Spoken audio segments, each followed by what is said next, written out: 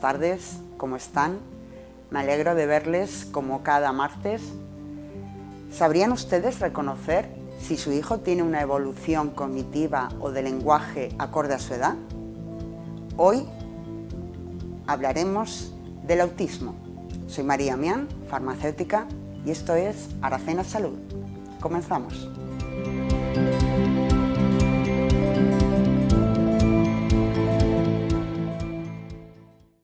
Hola, buenas tardes de nuevo. Como les decía, hoy vamos a hablar de una enfermedad que tenemos bastante presente aquí en la sierra, pero que afortunadamente tenemos medios con los que podemos combatirla o mejorarla, o ya nos explicarán cómo. Se trata del autismo. Para que nos hablen y para conocer más acerca de esta enfermedad, tenemos la suerte hoy de contar con Elena Miranda y con Álvaro Hernández. A Elena, ¿qué voy a decir de ti? Elena, tienes aquí tu centro, tu trabajo, ya te conocemos. ¿Qué formación tienes tú, Elena? Bueno, en el centro yo soy logopeda, soy experta en atención temprana y dirijo técnicamente lo que es la entidad, puesto que somos ya 8 profesionales los que trabajamos en Centro Miranda. Entonces cubrimos lo que son temas de psicología, psicopedagogía, logopedia también, atención temprana, fisio, y también hacemos talleres de enriquecimiento de alta capacidad. Por lo tanto, el centro es bastante amplio y evidentemente abarcamos una población de niños bastante grande. Hemos trabajado también con adultos, pero últimamente pues la verdad que ya nos hemos especializado totalmente en lo que es la infancia y adolescencia. Os habéis centrado en lo que es la etapa infantil hasta 17, 18 años aproximadamente, es lo que nosotros trabajamos. Entonces, claro, en la sierra es muy dispersa, diríamos, tenemos muchos niños y adolescentes de toda la sierra, y nos hemos ido un poco, bueno, enriqueciendo unos con otros y haciendo distintas formaciones.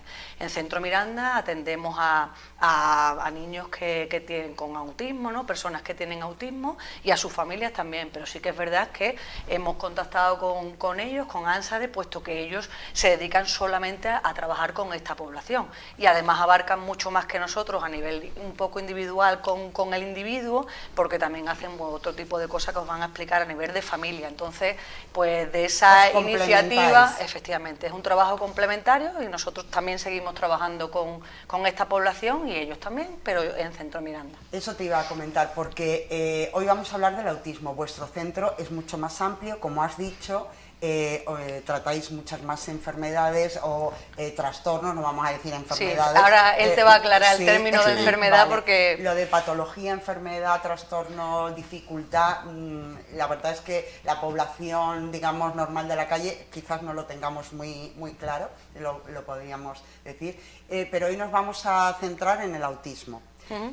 Si quieres te invito otro día para que vengas a hablar de otros asuntos. Encantada, ¿vale? Sí, porque además es amplio, y además cada uno de los aspectos que tratamos pues igualmente complejo y tiene sus peculiaridades, y es verdad que bueno, sí que es muy importante, creemos desde Centro Miranda, de hecho ya nos habéis visto que participamos en escuelas de familia, en otro tipo de eventos que son de formación y de difusión, porque cuanto más se sepa en la población general, es decir, esto no va solamente dirigido a las personas que tengan, a las familias que tengan una sospecha o que tengan un hijo o un sobrino o un nieto que pueda estar dentro del espectro autista o de cualquier otra dificultad, sino al público en general. Cuanto más sepamos de todos ellos y de cómo funcionamos todos, pues lógicamente es mucho más fácil, maestros, alumnos, compañeros y sociedad en general, ¿vale? Así que encantada de venir cuando quieras. Fenomenal, pues te tomo la palabra y quedamos para dentro de unas semanas. Álvaro, buenas tardes otra vez. Buenas tardes. Cuéntame, ¿tú qué haces, a qué te dedicas, cómo conoces a Elena y por qué? Vale, primero vamos a puntualizar lo del trastorno de enfermedad, porque además me parece bastante interesante, porque creo que lleva bastante equívoco. Es cierto que no hablamos de una enfermedad, sino de un trastorno, porque al final es una condición de la persona que en realidad nace con ella y pero también no está muere enferma, con ella. o igual que una persona es más tímida o menos. Efectivamente, es simplemente una condición de la persona. Me parece muy interesante eso, ¿no? Que es verdad que las personas que no se dedican exclusivamente a esto todavía pues tienden a confundir esto, y por eso pues, decir... Bueno, yo soy sanitaria y tampoco lo tengo muy claro. Por eso es interesante de puntualizarlo. Genial, ¿y qué me preguntabas? Perdón, que quería hablar de eso. Que tú a qué te dedicas, por qué estás aquí, cómo conoces a Elena. Bueno, pues yo soy psicólogo y director técnico de la entidad y bueno... Bueno, vienes de Huelva, ¿no? Sí, vengo de Huelva. Vale, o sea que tenemos mucha suerte también de que te hayas brindado a estar aquí con nosotros porque estás muy ocupado, porque normalmente no estás aquí. No, pero la verdad que sí, a mí me gusta mucho venir mucho aquí a la parte de la sierra para hacer diversas cosas. Vale. Hoy precisamente pues venimos a hacer una formación y bueno, el hecho de que nos conociéramos y de contactáramos era porque realmente yo creo que la entidad en sí, que es una entidad que atiende pues a las personas con trastorno del espectro del autismo y también a sus familias en Huelva y provincia, tenía un debe con la sierra, es decir, es cierto que hay zonas de la provincia que son muy cercanas o más cercanas a la capital, claro, mucho más accesibles. Nosotros estamos más lejitos, estamos más cerca de Sevilla, la verdad es que estamos un poco en la sierra, la parte norte. O sea que claro, vosotros os centráis en el autismo, sí, solamente autismo. Nosotros solo trabajamos con personas que tengan un diagnóstico de trastorno del espectro del autismo y entonces, pues debido a eso, ¿no? Es verdad que al final está lejos de todos sitios, tanto de Sevilla como de Huelva, acudir una vez a la semana o 2 veces a la semana y pegarte 1 hora y media de camino. Es costoso. Sí, ya de por sí es difícil, claro, ¿no? Convivir con una persona con cualquier trastorno, con cualquier dificultad, pues más si todavía le tienes que meter 3 horas de coche. Entonces, bueno, era algo que nosotros teníamos ahí pendiente de la sierra, contactamos con Elena gracias a una formación que hicimos juntos. Ellos nos pidieron una formación referente, pues eso, evidentemente a autismo, y a partir de ahí pues empezamos a hablar de la posibilidad de, oye, ¿y por qué no estar allí alguna tarde para intentar acercar eso, ¿no? Acercar un poco la intervención que nosotros hacemos a la zona de la sierra. Exactamente. Y también, si hay alguna persona, familia que tenga algo más concreto, algo que tenga alguna dificultad, ayuda o algo, trasladarla un poco a vosotros. Exacto. Y también, bueno, como dice Elena, ellos trabajan con todo tipo de dificultades, no solo con el trastorno en sí. Nosotros que nos dedicamos específicamente a eso, pues al final también nos enriquecemos del trabajo que hacen ellas y ellas, yo entiendo que también de lo que hacemos nosotros. Es cuestión de quizás de ver otras perspectivas también de forma de trabajar las diferentes dificultades, tanto de la infancia como de la adolescencia. Sí, sí. En nuestro caso también trabajamos con personas adultas, es decir, es verdad que nosotros abarcamos un poco desde los 0 hasta claro, la edad que sea. Porque el autismo puede claro, ser, si una persona nace con autismo, va a morir con autismo. Va a tener autismo siempre. Es verdad que mejora mucho, que evidentemente pues la intervención hace que la persona sea a veces muy difícil incluso de detectar la dificultad que tiene. Pero esa dificultad siempre está ahí y siempre va a suponer pues algo que seguramente si le apoyamos y le ayudamos va a ser mucho más fácil para esa persona tener una buena calidad de vida y también para su familia. Claro, fenomenal. Bueno, pues entonces empecemos por el principio. Yo tengo duda. No sé si en mi entorno puede haber un niño, porque eso nos damos cuenta desde el principio, entiendo, o no. Claro. ¿Cómo va eso? Y luego, otra cosa muy importante, ¿quién lo diagnostica? Porque tú has dicho que nosotros atendemos a gente diagnosticada, luego ya tienen que venir... También tenemos servicio de diagnóstico. Vale. La verdad que la pregunta es bastante compleja, pero vamos a intentar resumirla un poco, ¿vale? ¿Cómo se diagnostica y cuándo se ve el rasgo? El rasgo realmente, como te digo, está presente desde que la persona nace, pero date cuenta que estamos hablando de una dificultad a nivel social. ¿Qué ocurre? Que a veces la afectación es mayor y claro, tenemos una mezcla entre afectación de lo que es el autismo en sí y la capacidad también que la persona tiene a nivel intelectual. Entonces, hay veces que es muy evidente cuando son pequeñitos, claro, y hay veces que tenemos que esperar un poco más porque realmente la persona tiene capacidad para que la demanda social la cubre. En cambio, hay algunos momentos en que la demanda es más alta, ahí ya no llego y se empiezan a ver ese tipo de síntomas. ¿Cómo se diagnostica? No se diagnostica mediante ninguna prueba médica, ninguna prueba a nivel genético, ninguna prueba de neuroimagen. Lo hay que hacer mediante personas que se dediquen especialmente a hacer diagnóstico y evaluación en trastorno del espectro del autismo. Para eso pues hay que tener una formación previa, ¿de acuerdo? Y también evidentemente una experiencia en cuanto a ver diferentes casos de personas con autismo, porque muchas veces el criterio del evaluador es muy importante a la hora de claro, hacer ese diagnóstico. Entonces, es un poco subjetivo, digamos, si no claro, hay un test que hay un test, hay dos test, pero realmente el test lo valora la persona que lo hace. Entonces, tiene que ser objetivo, pero no deja de ser al final la visión o cómo la persona que lo está haciendo lo ve o detecta el síntoma. Es complejo, la evaluación y el diagnóstico es bastante complejo. Nosotros en este caso también tenemos servicios de evaluación y diagnóstico. Lo que pasa es que nosotros lo hacemos a nivel privado. Lo que es un diagnóstico a nivel público solo lo puede hacer salud mental, realmente. Lo que ocurre que, evidentemente, todos conocemos la saturación que hay en la salud pública y se apoyan mucho en entidades como nosotros que ayudamos mucho a que eso sea más fluido, a darles información y a que ellas lleguen al diagnóstico concreto de manera más rápida. Vale, eso no lo hemos dicho, porque tanto el Centro Miranda como vosotros sois centros privados, ¿no? Claro, lo que pasa es que nosotros desde nuestra óptica, nosotros que somos un centro un poco más general, porque como te decía, atendemos a distintos tipos de niños, a distintas edades, desde pequeños hay veces que hablamos pues, de signos de alerta o de signos de riesgo. Es decir, esto evidentemente estamos viendo que algo no está funcionando como debería o como se espera a ciertas edades. Claro, y empezamos a trabajar, claro, desde edades muy tempranas. Cuanto antes empecemos a trabajar, por supuesto, mucho mejor. Pero es verdad que, como dice él, los diagnósticos a veces pues se demoran. Y es verdad que, aunque seamos un centro privado, vamos haciendo pruebas y haciendo cosas, ¿no? Y emitiendo informes que ayudan a las familias y los acompañan hasta que se llega realmente a ese diagnóstico. Y la importancia del diagnóstico creo que mejor Álvaro que yo lo puede explicar, porque realmente hay familias como que temen mucho a que llegue la hora del diagnóstico, pero bueno, nosotros tenemos otro punto de vista y creemos que es importante que si realmente lo es... Claro, temprano mejor, mira, ¿no? yo os cuento un poco la experiencia de lo que yo me encuentro, porque al final recibo a la familia, ¿no?, que viene a un diagnóstico, o recibo las personas en atención temprana, que son niños muy pequeñitos, y sinceramente yo lo que detecto en la familia cuando recibe el diagnóstico claro, bueno, algunas veces no es tan claro, pero cuando es claro, ¿no?, y evidente, es un poco de sensación de alivio, ¿no? Es de, ya sé lo que pasa, y a partir de ahí ya no solo es el diagnóstico, nosotros no solo diagnosticamos y después acompañamos y orientamos. Esa es la parte más importante, la familia se siente acompañada.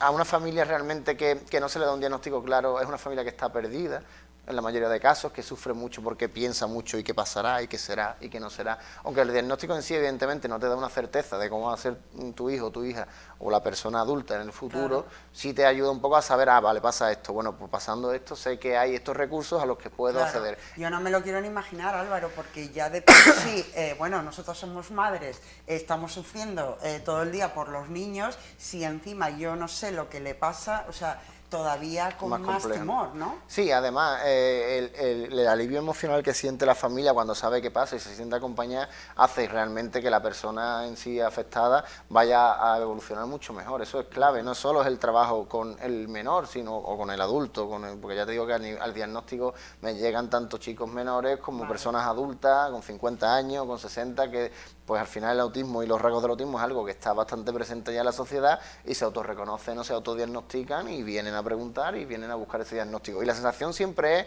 es más, tengo un mensaje muy bonito que me mandó hace poco uno de los chicos que diagnostiqué con 32 años que tiene, y su mensaje fue: gracias por haberme dicho lo que me pasa, no estoy triste ni afectado, sino lo que siento es alivio.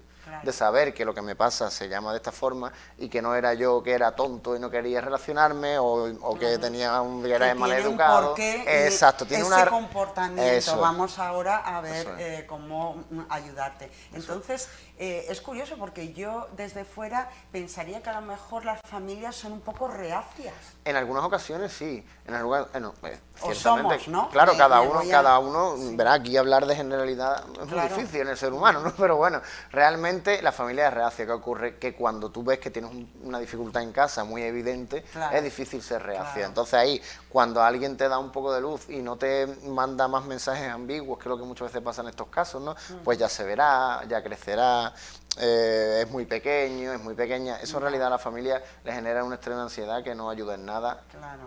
Un diagnóstico como este, hay veces que supone, evidentemente, pues tener que aceptarlo y que superarlo, y hasta que no te lo dicen, no lo puedes hacer. Entonces, cuanto antes pases ese proceso y lo mejor acompañado posible, pues mejor va a ser después de tu vida, tu día a día. Claro, Elena, ¿y tenéis estadísticas más o menos qué edades, más o menos en el centro, el sexo, es mayoritario femenino? Sí, bueno, aquí masculino? yo te puedo hablar un poco de nuestra experiencia aquí, que tú sabes que yo llevo 20 y tantos años trabajando en Aracena y con población de toda la sierra, y sí que es verdad que se detecta a rasgos generales. Él ahora te va a hablar de datos concretos porque los tiene muy actualizados, que nos han informado en la última formación, y él te dará a nivel de globalidad. Pero sí que es verdad que nosotros hemos detectado, como en general, en todos los otros aspectos, que ha habido un aumento en el diagnóstico del autismo. En los últimos años. Sí, como que se detectan más. ¿Pero con respecto a hace claro, 50 años? ¿O no, con hace respecto 50 a años no, te estoy diciendo los últimos de hace 5 años, 10, de 5 años, por ejemplo, la situación del COVID también ha generado que en casa estuvieran muchas veces los niños mucho tiempo, que los padres observaran ciertos patrones que antes no veíamos, antes y no nos dábamos cuenta, increíble. la situación post-COVID, por ejemplo, ha hecho que sea no solamente en el autismo, sino también en otros aspectos, que pasemos más tiempo con los niños y que observemos conductas que a lo mejor por la dinámica que llevamos del día a día no hemos observado, ¿no? Entonces sí que es verdad que en todos los centros hemos tenido como un repunte, ¿no? Pero ese repunte tiene unas explicaciones que ahora Álvaro te va a comentar seguro mejor que yo. Niño, eso niña, niño, nosotros aquí en el centro no vemos esa diferencia. O sea, en la población que atendemos es igual sí. de... En Centro Miranda ahora mismo más o menos tenemos parejos, y también por edades, verás, es que tampoco los tenemos a todos los de la sierra, con lo cual no seríamos objetivos a la hora de poderte decir cifras, pero ellos sí, porque lógicamente barajan en cifras a nivel provincial y nacional. ¿Pero tú crees que eso es porque la gente se preocupa por hacer un diagnóstico, o bien porque realmente hay más casos? Porque puede ocurrir que antes existieran, pero que no se supiera, ¿no? ¿O no? Yo creo que sabemos más cosas, y Sí, cuanto ¿no? más cosas sepamos, lógicamente mejor podemos hacer nuestro trabajo. Es decir, si nosotros en Centro Miranda siguiéramos trabajando como hace 20 años, pues en Centro Miranda no sería lo que es hoy en día. Es decir, un equipo de 8 profesionales con formaciones distintas y que se renueva constantemente. Si nosotros contactamos con ellos, porque por supuesto atendemos a población dentro del espectro del autismo desde siempre, pero cambian las cosas, cambian lo que sabemos, cambian los estudios, cambian la forma de abordarlo. Entonces, si sabemos más y sabemos realmente qué es y cómo tenemos que mirar para saber realmente si esta conducta que nos resulta un poco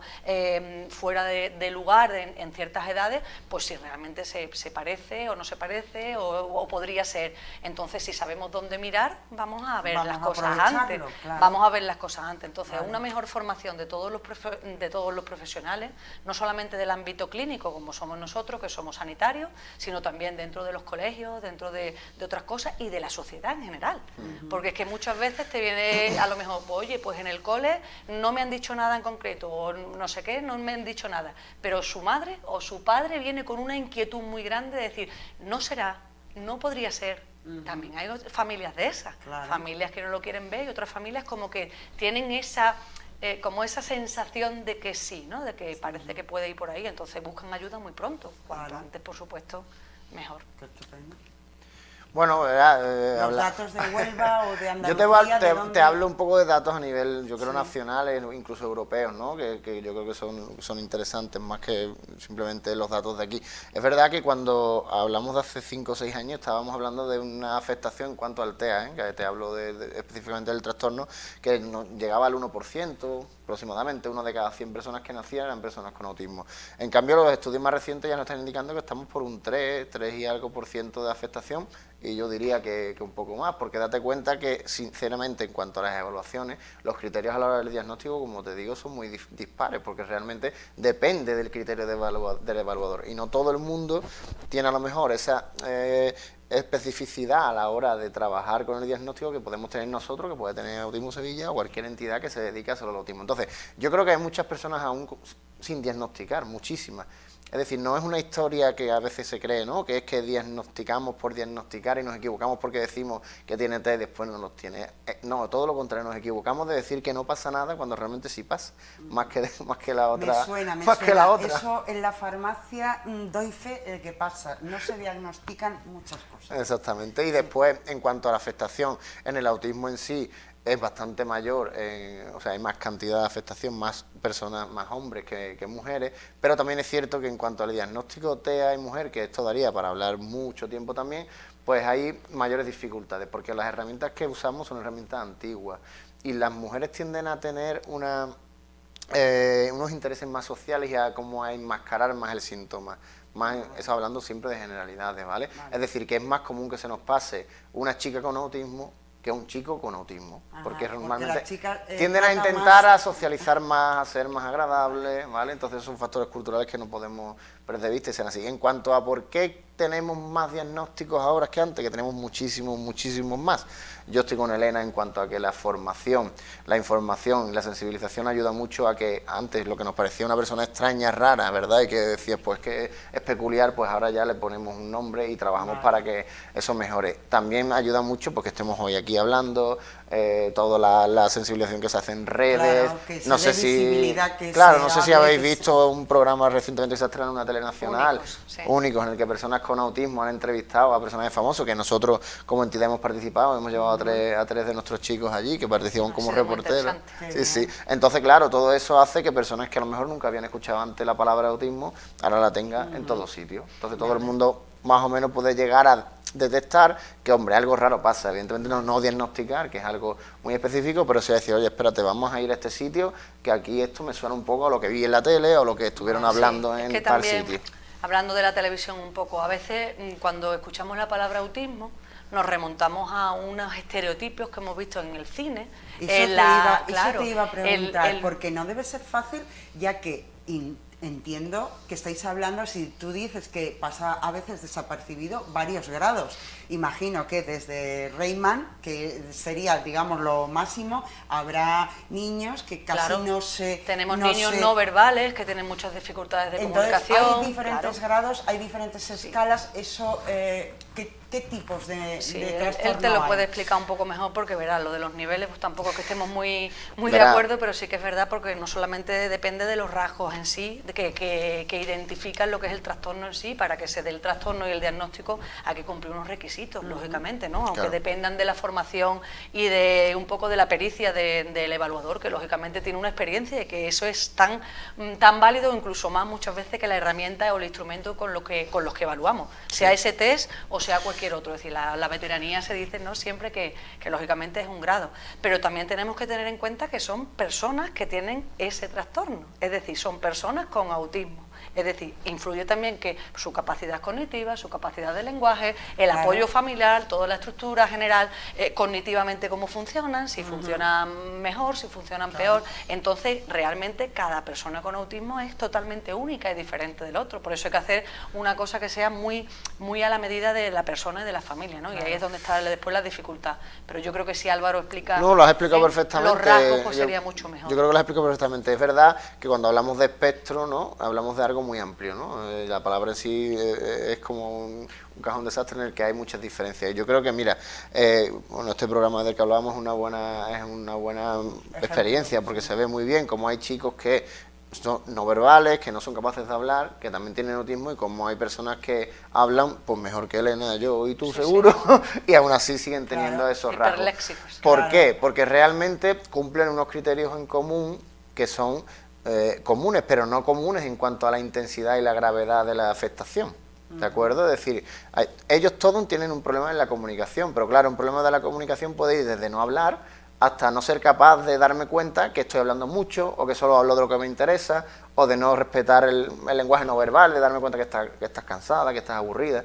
Igual pasa con los intereses repetitivos, las rigideces. Pues hay personas con autismo súper rígidas, que siempre tienes que coger por la misma calle, y hay otras que a lo mejor lo que le afecta es que hagas un cambio grande en su agenda. No tiene nada que ver el nivel de eso, igual que los intereses. Hay personas que tienen un interés muy grande en cosas obsesivas muy llamativas, peculiares, como puede ser las llaves, o que me gusten las cruces de la farmacia, es decir, te puedo poner o los números, miles de ejemplos, hasta el que le gusta realmente lo que le gusta es el fútbol. Lo que pasa es que es demasiado el interés que tiene en él, y pasa como mucho tiempo de su vida hablando solo de fútbol. Es decir, que ahí hablar de un patrón es imposible. Hablamos de diferentes patrones, de personas totalmente diversas, y además, como dice Elena, después entra en juego cómo es la persona. Es decir, yo puedo tener tal dificultad y ser una persona tranquila, yo puedo tener tal dificultad y ser una persona que me pongo nerviosa rápido. Evidentemente, el tener autismo hace que tengas una dificultad en tu día a día, eso está claro, en mayor o menor medida, pero después cada uno también es como es. Entonces, eso también es cada uno somos como somos, con personas, no quiero decir normales, porque todos somos muy normales, pero en el día a día hay miles de personas. Exacto. Sí, pero lo que comentábamos antes, María, disculpa que te... Es el tema del espectro, ¿no?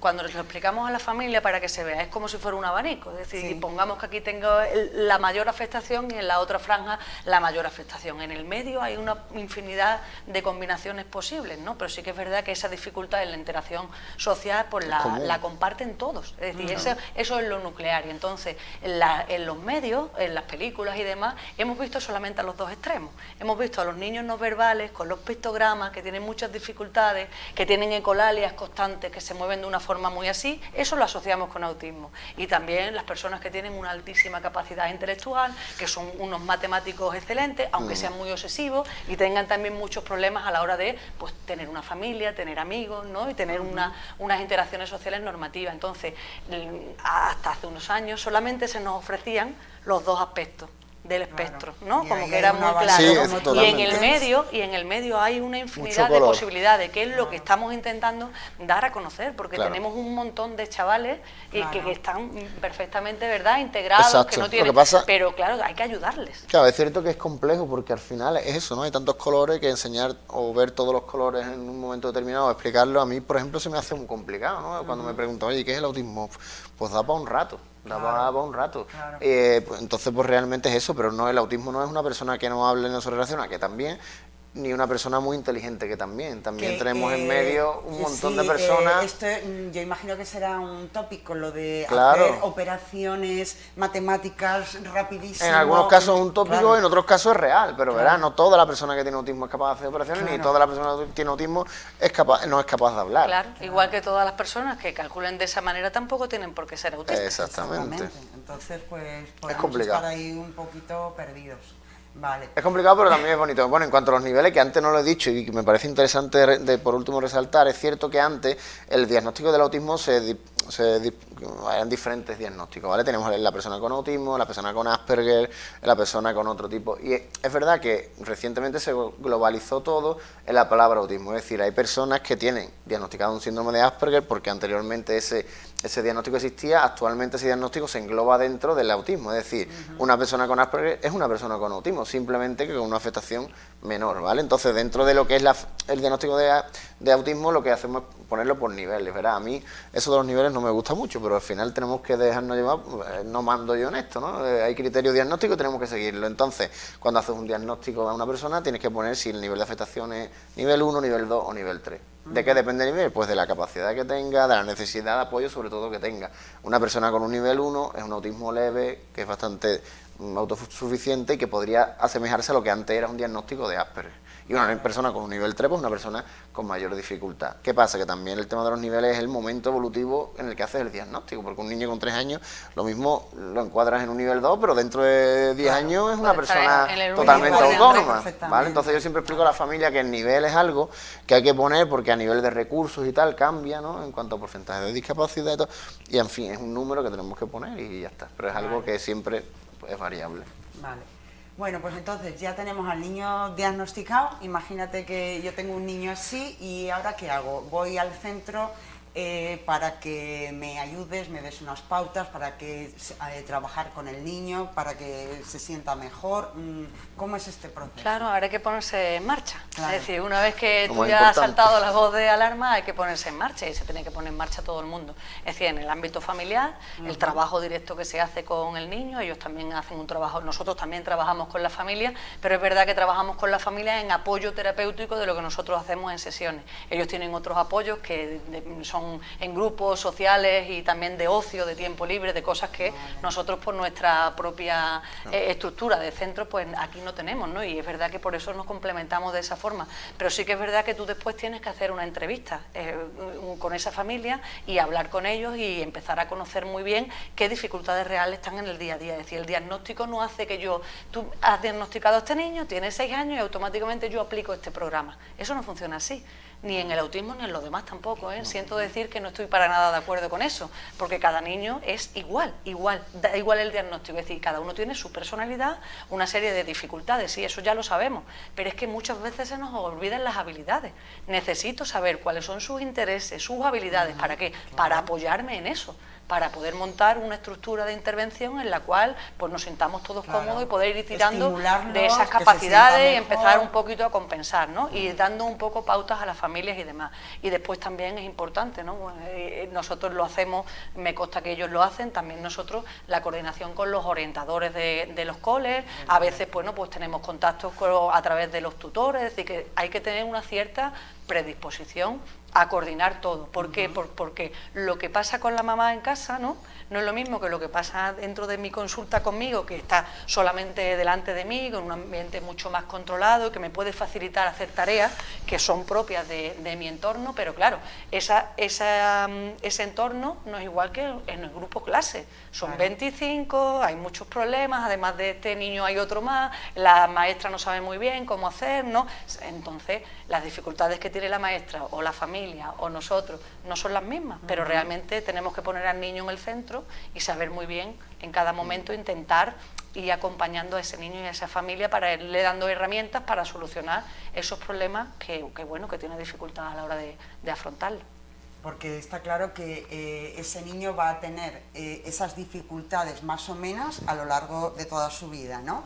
Aunque trabajemos con ello y se van, imagino, evolucionando y cambiando, con lo cual hay que seguir todo el tiempo, en contacto, claro, sí. Y seguir. Nosotros, vamos, no sé, nosotros utilizamos la palabra acompañar porque realmente es acompañar, es decir, cuando ya nosotros hablamos de un trastorno en general, ¿no? Dentro de la clínica, de nuestro ámbito sanitario y de estos diagnósticos, aunque nos guste poco, pero que los tenemos que hacer, cuando hablas de un trastorno es una cosa que es permanente, no es enfermedad, no.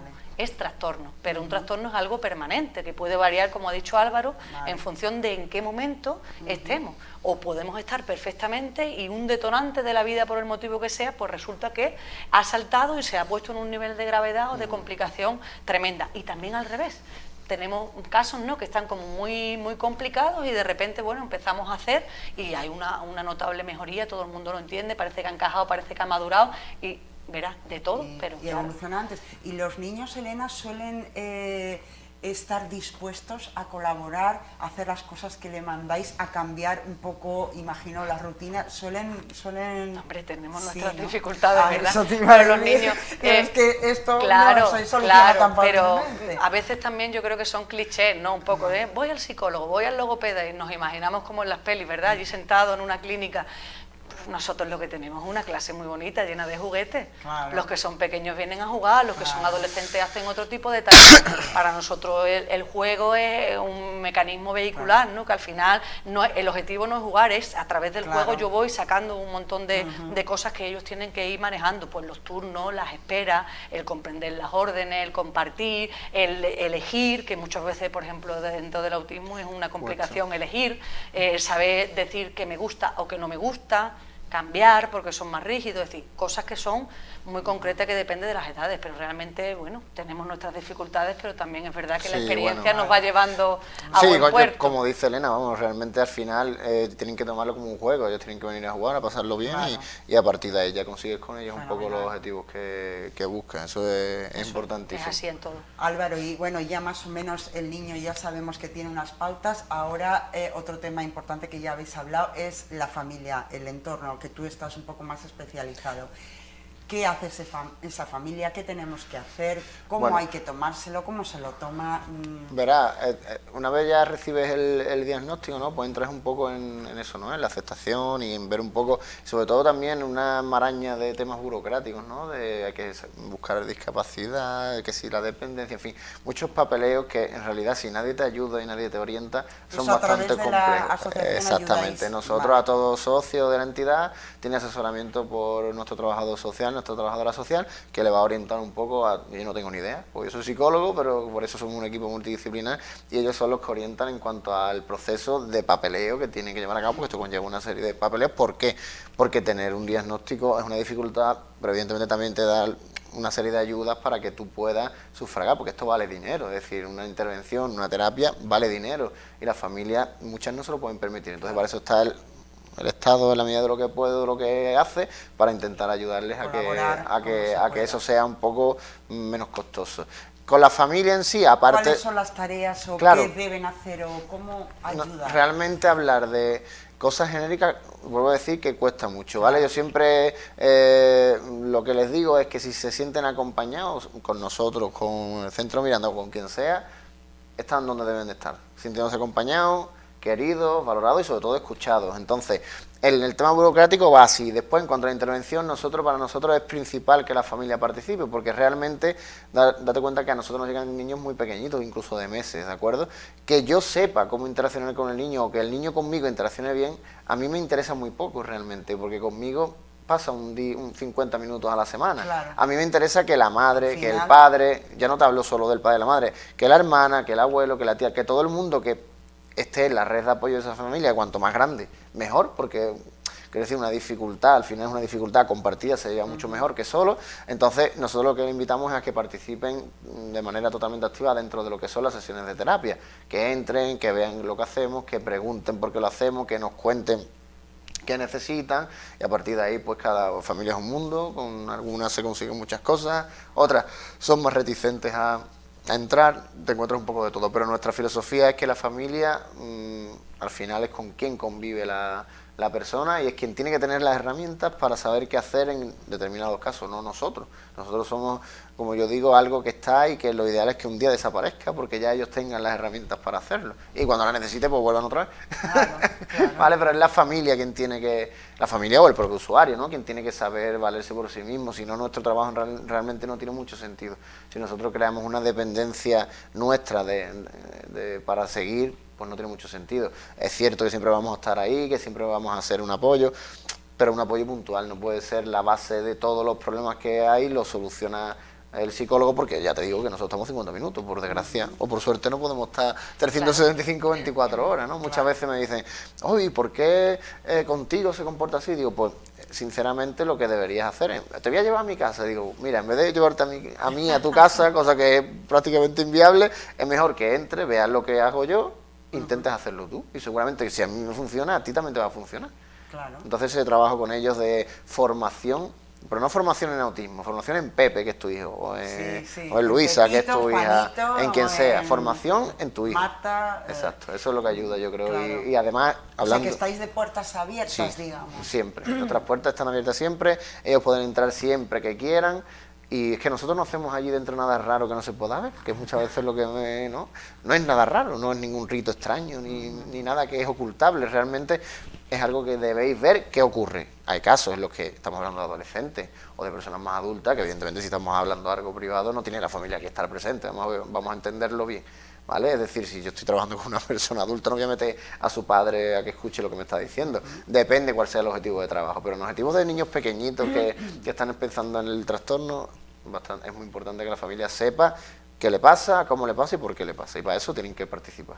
Vale, pues me quedo bastante más tranquila porque sabiendo que aunque esto está evolucionando y cada vez hay más casos, sé que hay un buen apoyo, que hay cosas donde la gente puede preguntar, se puede dirigir.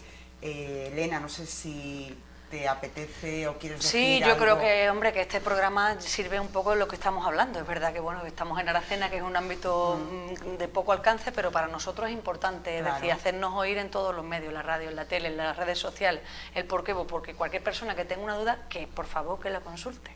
Que consultar, es decir, que es mejor que no quedarte con la duda, decir, oye, pues mira, mis sospechas no eran así, pero que cuanto antes lo sepamos, que mucho mejor. Entonces, se puede poner en contacto tanto a través del centro o a través de ellos, de Ansares Huelva, el teléfono, si queréis los damos, si no, Infosierra, ¿no? El correo. Verás, yo siempre digo una cosa, hoy en día redes sociales tiene todo el mundo, internet, entonces solo tienes que poner Autismo Huelva Ansares en Google o Centro Miranda para que te salga el teléfono, la dirección, no el correo, ¿no? Porque si nosotros decimos el correo aquí, el teléfono, no creo que nadie esté con una libreta apuntándolo. Claro. Entonces, básicamente, tengo un problema, Centro Miranda, Autismo Huelva o otros múltiples centros que hay en Huelva y provincia que también trabajan seguramente muy bien y bueno, al final esto es cuestión de estar en un sitio, ya sea Centro Miranda, ya sea Autismo Huelva, ya sea el que sea, que insisto, te sientas acompañado y acompañada, escuchado, escuchada y sobre todo que te dé una sensación de que me están ayudando. Eso es lo más importante. Si no te están ayudando, si tú no sientes eso, pues quizás es el momento de cambiar, ya sea aunque esté con nosotros o aunque esté con Centro Miranda, claro, sí. ¿sabes? Porque muchas veces estamos Muchas hablando de un veces, trabajo pues, personal. no se encaja por lo que sea, pues tampoco es nada. Lo que sí que es verdad que esperar es la última opción. Sí, y negar también es la última opción. Es verdad que hay que pasar un poco, a veces hay que pasar una especie de duelo, ¿no? Ante la situación que a uno, pues a nadie, lógicamente, le agrada, ¿no? Lo que decías, tenemos a veces unas expectativas acerca de nuestros hijos y, bueno, luego no se cumplen por el motivo que sea, por este o por cualquier otro. Pero, bueno, para eso también estamos los profesionales que acompañamos, insisto en la misma palabra, a familias, pues todos los días. Es decir, nos dedicamos todos los días a acompañar, a asesorar y a escuchar, ¿no? lo que se nos solicita, y por preguntar evidentemente no Está pasa claro nada. que si los queremos y queremos lo mejor para ellos, es la manera. Claro, no se puede romantizar el tener una persona con dificultades en casa, ¿no? Verá, esto es muy antiguo, pero evidentemente es mucho mejor si estás acompañado, si estás acompañado y si te están ayudando, ¿no? Que si estás en casa sin hacer nada. Claro. Pero bueno, cada uno tiene también su proceso de aceptación y bueno, hay que dejar a cada uno que haga. Pero como dice Elena, esperar es la peor opción porque realmente va en contra de la familia y de la persona. El chaval, claro. Perfecto. Bueno, pues solo me queda entonces agradeceros de nuevo vuestra presencia. Muchísimas gracias por vuestro tiempo, por vuestro testimonio. Creo que ha sido muy valioso y que seguro que haya mucha gente que le habéis ayudado. Muchas gracias a los dos. A ustedes. Álvaro, A vosotros, Elena, por la invitación. Por darnos voz. Nos vemos en otra ocasión. Muy bien, ¿vale? cuando quiera. Venga, hasta ahora. Bueno, pues después de escuchar a Elena y a Álvaro, esta charla tan interesante acerca del TEA, como se llama realmente este trastorno del espectro autista, nos ha quedado muy claro algunas cuestiones. La primera es que el autismo no es una enfermedad, es un trastorno, como decimos, el cual nos va a acompañar durante toda la vida. La segunda, como decimos, es un espectro amplio, es decir, hay muchas manifestaciones, cada persona lo manifiesta de una forma diferente y cada individuo es único. Pero sobre todo nos ha quedado muy claro cómo podemos ayudar más a estas personas. La primera es el diagnóstico. Como nos decía Elena, el diagnóstico temprano. Esperar no es una opción. Cuanto antes diagnostiquemos, antes podemos ayudar.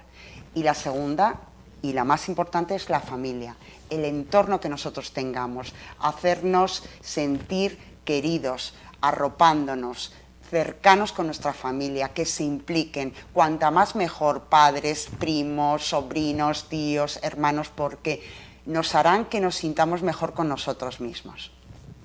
Esperamos que toda esta información haya sido de su interés. Ya solo me queda, como siempre, agradecerles su tiempo y que nos acompañen como cada martes y despedirme para vernos en un nuevo programa de Aracena Salud. Hasta entonces, ya saben, cuídense. Buenas noches.